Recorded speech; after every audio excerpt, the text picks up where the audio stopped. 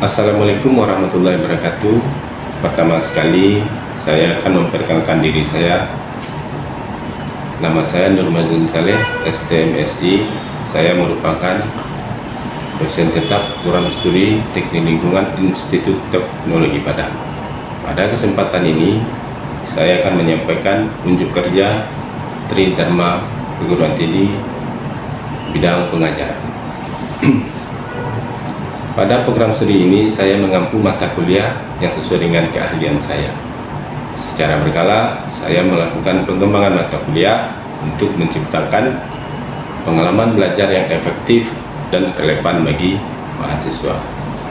Khususnya mata kuliah pengendalian limbah industri yang merupakan mata kuliah yang saya ampu secara rutin.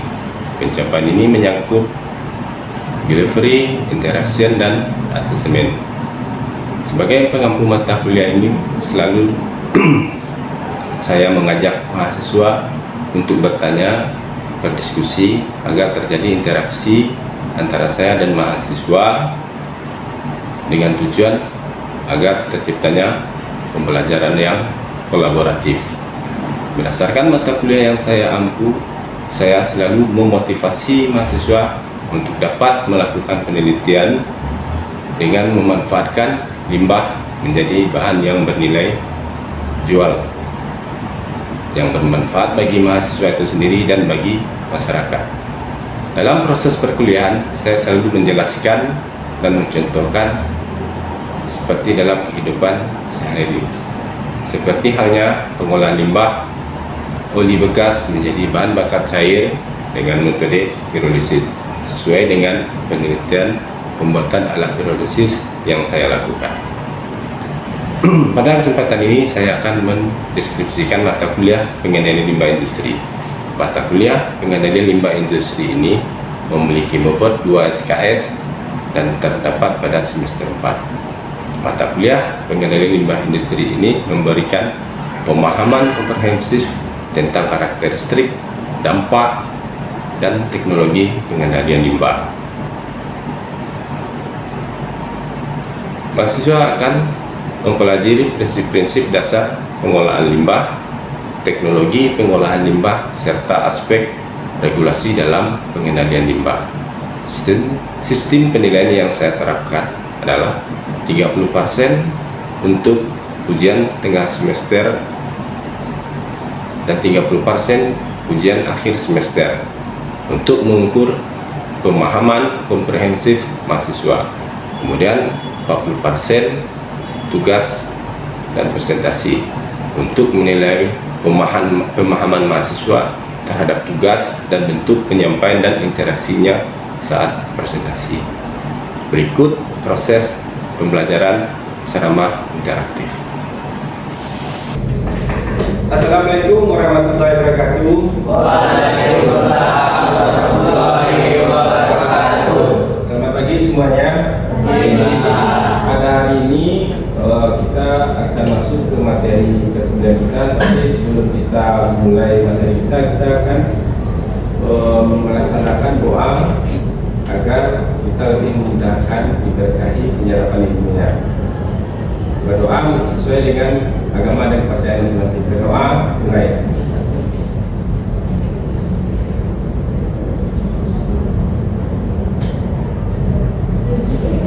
Selesai. Oke, materi hari ini kita akan membahas tentang pengolahan oli bekas menjadi bahan bakar cair. Nah, di sini ada yang paham itu apa definisi dari oli? Coba ini. Jawab Pak. Di sini menurut saya oli bekas itu adalah limbah B3 yang sangat berbahaya bagi lingkungan jika tidak diolah semaksimal. Oke, betul. Oli bekas itu adalah merupakan salah satu dari limbah B3 yang jika dibuang ke lingkungan akan merusak baik itu tanah, udara, kemudian air, dan itu akan mengkontaminasi semua yang ada di lingkungan kita. Nah, di sini kita akan melakukan pengolahan oli bekas ini menjadi bahan bakar cair agar tidak merusak lingkungan ini adalah salah satu cara untuk mengurangi atau meminimalisir limbah yang terbuang ke lingkungan. Nah ini dia, limbah B3 itu kita olah.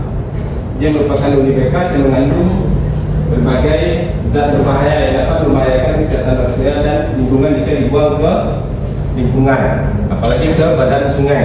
Nah setelah dibuang, kalau uni bekas ini kita buang ke badan sungai, itu akan merusak biota dan ekosistem yang berada di aliran sungai tersebut. Nah, apa sumber utama dari uni bekas ini? Itu adalah adanya dari kendaraan bermotor. Nah, salah satunya itu ada mobil, sepeda motor, dan truk. Nah, yang lebih banyak berkontribusi itu untuk uni bekas dari kendaraan bermotor itu adalah truk, karena dia menggunakan uni bekas sangat banyak. Ada pelumas mesinnya, kemudian ada di mesin industri, kapal laut, pesawat terbang, kemudian peralatan berat konstruksi. Nah, salah satu dari penyumbang uni bekas yang paling besar itu adalah mesin industri, kemudian peralatan berat konstruksi. Kenapa saya bilang mesin industri ini banyak menyumbang uni bekas yang terbanyak? Karena dia menggunakan alat-alat berat, kemudian mesin-mesin untuk proses menjalankan produksinya. Salah satunya adalah pelumas pada mesin gearbox, kemudian ada belt conveyor-nya, proses pencucian atau washer biasanya itu menggunakan oleh pelumas. Nah, setelah jangka waktu yang ditentukan sekian ribu atau sekian bulan produksinya, itu dihitung berapa kapasitas produksinya, itu terjadi penggantian oli. Nah, oli bekas ini yang terbuang itu akan dikumpulkannya. Jika tidak diolah, itu akan merusak lingkungan. Nah, kalau kapal laut juga termasuk ke dalam mesin, menggunakan mesin penggerak mesin. Kemudian pesawat terbang. Nah, masuk ke karakteristik oli bekas merupakan limbah B3. Nah, di sini ada karakteristik dari limbah B3 itu dari oli bekas itu mudah terbakar. Mudah terbakar ini adalah jika oli ini ditumpuk kemudian terkena sinar matahari atau terpapar sinar matahari atau panas dari lingkungan, dia akan mudah terbakar.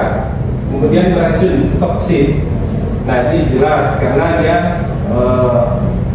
ada studi kasus jika oli bekas ini dikumpulkan atau dijual ke pengepul kemudian diolah. Nah, si pengepul ini kan sering berinteraksi dengan oli bekas. Mungkin dia tidak menggunakan APD, sarung tangan mungkinkah itu, atau masker kah itu. Jadi kalau dia kontak langsung dengan oli akan menyebabkan penyakit atau mungkin iritasi terhadap kulit atau penyakit kanker. Ada yang dihitungnya bukan saat itu, terpaparnya bukan saat itu, cuman terpaparnya dalam jangka panjang, mungkin 5 atau 15 tahun ke depannya. Nanti dia akan terjadi pada studi kasus yang terjadi itu adalah pembengkakan pada sendi-sendi. Dia terjadi ada yang di daerah Pasang Mudik. Nah, sampai sekarang itu pun dia yang mutasi karena tidak bisa dilakukan penyembuhan. Nah, kemudian ada korosif. Nah, ada korosif ini. Oke. Korosif itu zat yang dapat merusak zat lain dengan cara tak langsung, seperti biasanya terkena air hujan sehingga menyebabkan pelapukan atau penggaraman. Oke, betul. Nah, yang korosif itu adalah zat yang terjadi kontak langsung dapat merusak yang terkontak tadi. Seperti sudah tadi yang dicontohkan oleh Debbie, itu adalah proses pengkaratan pada besi. Nah, besi yang kita taruh di luar atau di luar ruangan terpapar atau kena hujan, lama-lama dia akan berkarat. Nah, karatan itulah adalah proses pengkaratan dari zat korosif air tadi, karena air ada kandungannya asam. Jadi antara reaksi asam dengan basa. Kenapa saya bilang air itu ada kandungan asamnya? Jika ada proses pembakaran dan terjadi atau membentuk asap sampai ke atmosfer, disiram oleh air, terbentuk hujan kena dia ke besi, terjadi reaksi hujan tadi yang terkena air tadi, ada proses reaksi kimia, terjadi asam yang dibawa oleh asap tadi, kemudian bereaksi dengan besi tadi. Nah, dia kemudian itu yang pengertian dari korosif tadi. Nah, ini ada reaktif. Nah, reaktif ini dia sangat mudah sekali bereaksi dengan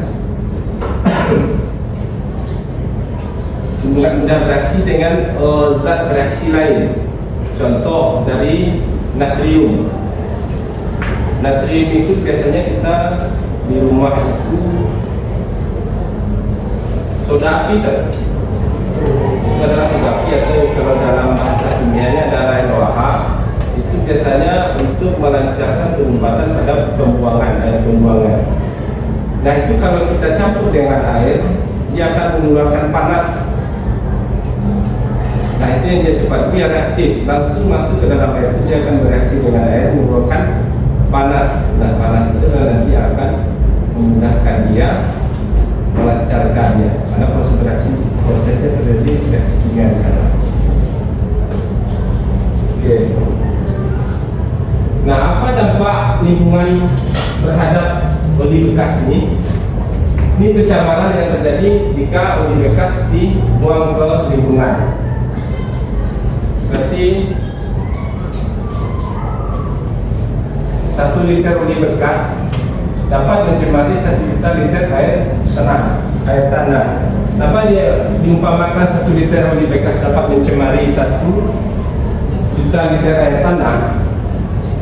Karena oli yang dibuang, dia bukan hanya tetap di satu tempat, karena dia akan meresap ke dalam tanah yang dibawa oleh air hujan. Nah, di permukaan. Nah, setelah sampai ke dalam tanah, di dalam tanah itu kan ada air yang mengalir. Nah, di sana dia nanti akan mengalirkan zat-zat berbahaya yang terkandung di dalam oli bekas tersebut. Nah, hidrokarbon dapat bertahan dalam tanah selama bertahun-tahun. Jelas, karena hidrokarbon itu adalah karbon yang bertahan.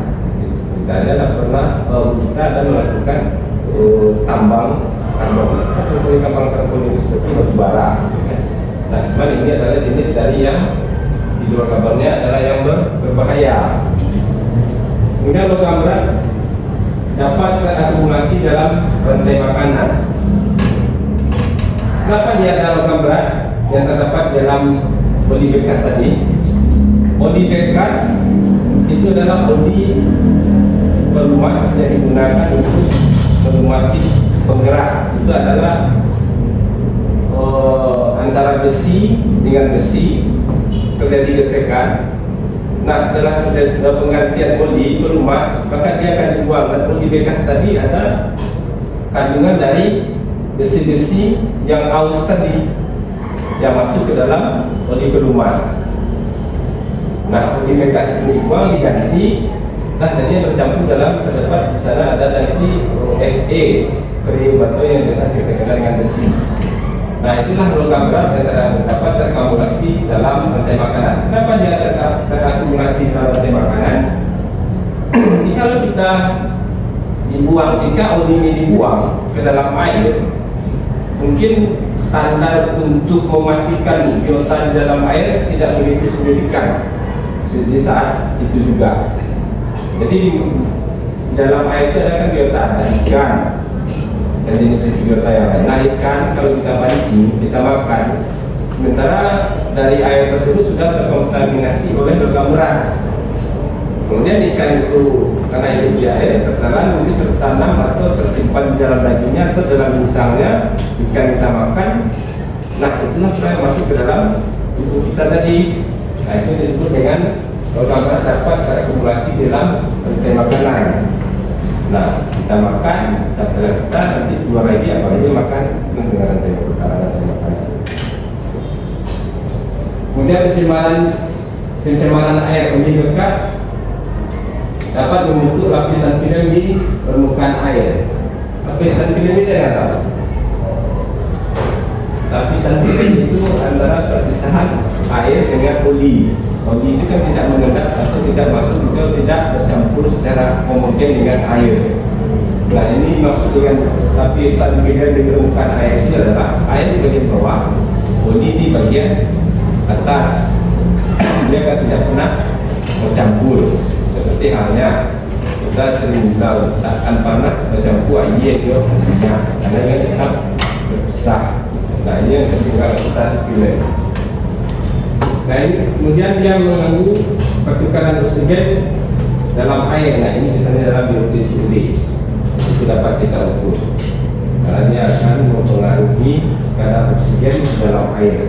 Maka dia bisa mempengaruhi kadar oksigen dalam air karena dia tidak dapat langsung kontak langsung dengan cahaya matahari karena ada lapisan film di permukaan air tadi.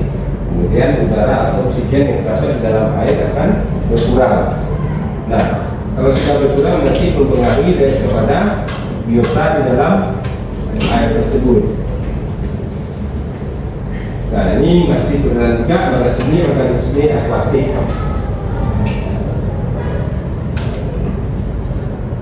Kemudian pencemaran udara. Nah, ini kebakaran letup bekas menghasilkan emisi beracun.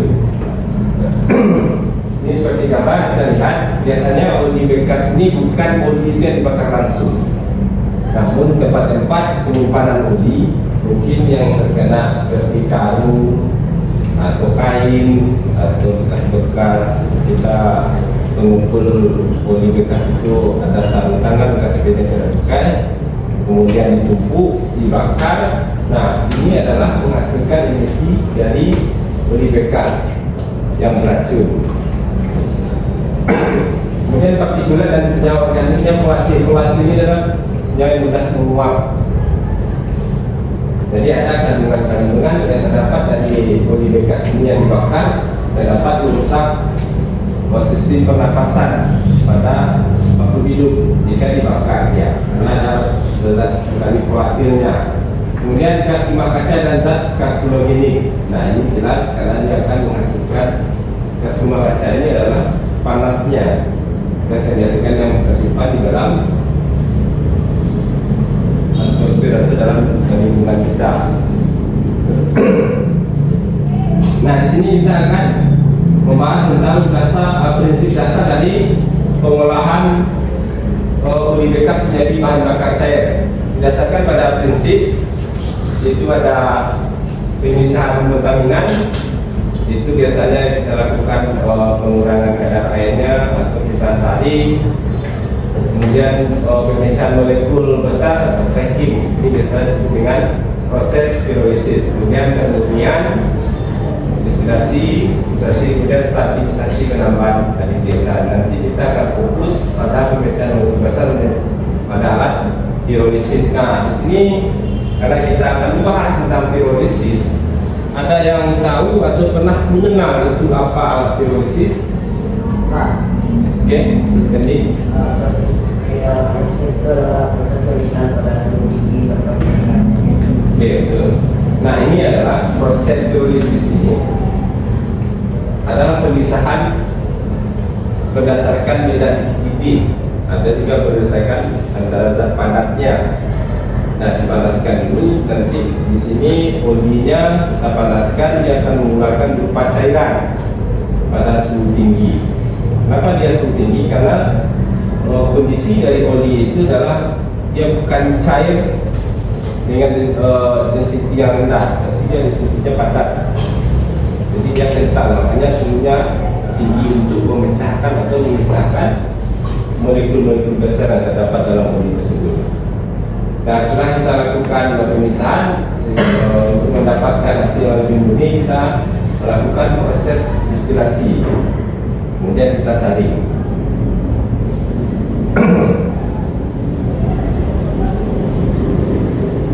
Nah, ini sekilas tentang gambar pirolisis. Jadi sudah disebutkan tadi oleh Gandhi tentang oksigen kita melakukannya. Ini proses dari pirolisis, nanti ada pembuat pemanasan masuk ke dalam destilasinya dalam kondensor,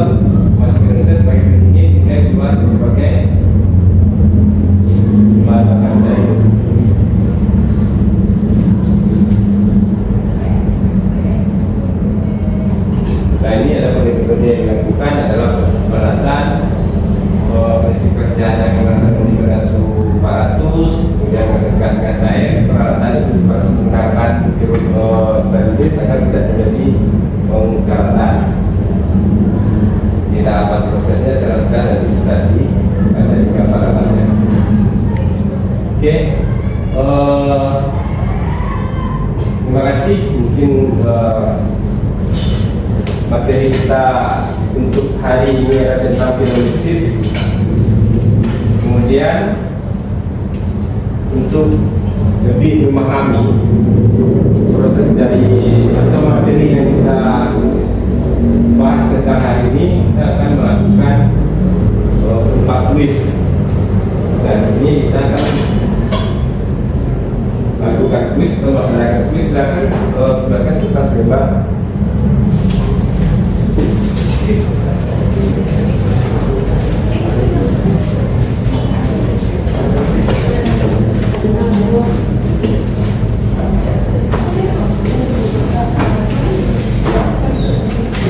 Oke, siap. Nah, kuis di sini saya memberikan pertanyaan. Kita hanya satu pertanyaan. Coba Anda jelaskan secara bahasa saudara prinsip kerja dari alat pirolisis ini. Itu sudah selesai, kita lakukan.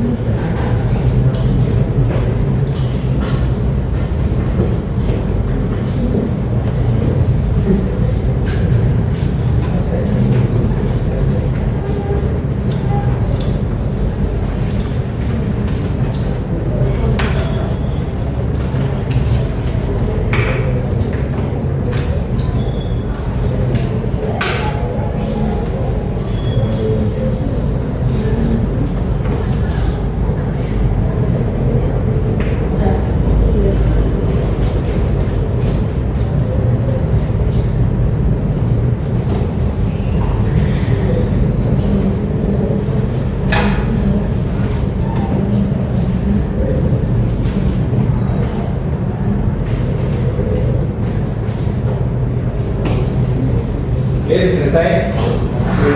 Dikumpulkan semuanya.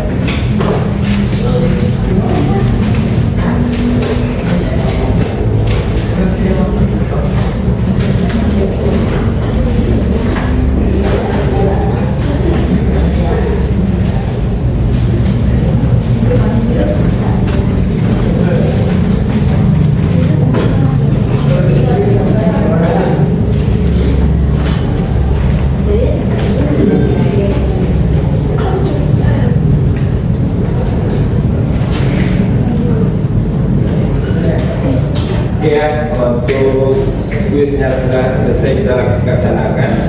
Nah, untuk minggu besok kita akan masuk ke materi konsep dari produksi bersih. Nah, tugas untuk minggu besok kalian ringkas itu secara bahasa Indonesia sendiri itu apa yang dimaksud dari produksi bersih itu. Mungkin materi hari ini paham ya, semuanya paham ya? Oke, mungkin untuk materi minggu sekarang untuk hari ini saya rasa cukup. Saya tutup saja dengan wabillahi taufiq wal hidayah. Wassalamualaikum warahmatullahi wabarakatuh. Waalaikumsalam warahmatullahi wabarakatuh.